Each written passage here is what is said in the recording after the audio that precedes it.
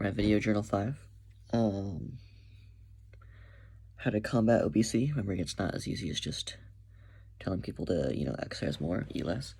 I think that obviously being informed is step number 1. That is like the most important thing.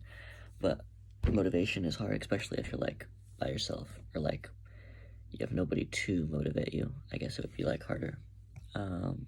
Stay on track. I think that tracking the calories there's a lot of sites out there, apps out there. Something like, there's one I can't think of. Fit Loss. It's like it's Fat Counter, it's Fat something. It's very, very popular. And it's like you just have a list of foods you can eat, list of foods you can't eat. And that does work. It's more broad, but like for more severe obesity, you have to have like, even if it's semi-gradual change, you have to have it over time.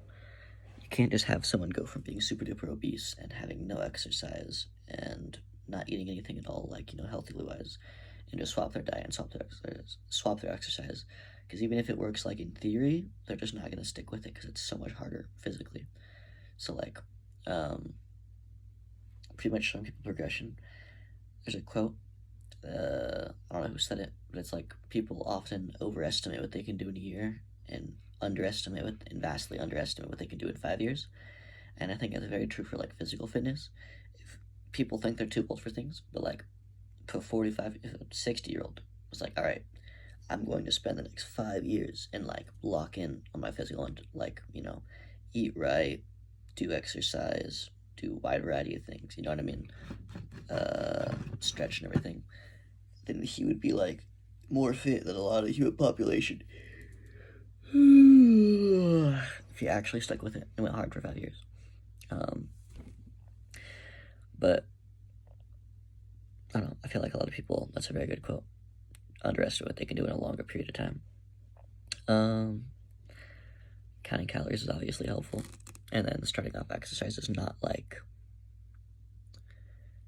just pretty much without not going from like doing nothing to doing a lot, not starting with a high amount of intensity.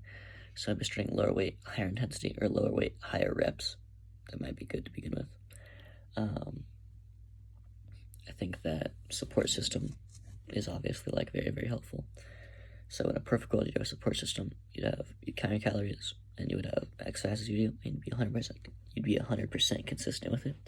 But it's okay if not, because it's real life. People mess up. People aren't like robots, so it's okay to mess up. There's no point in giving up, you know what I mean? Even if you mess up like 3-5 times, there's no point in quitting and saying, well, this isn't for me. You should still do the thing, still stick with the diet, do the exercise, you know what I mean?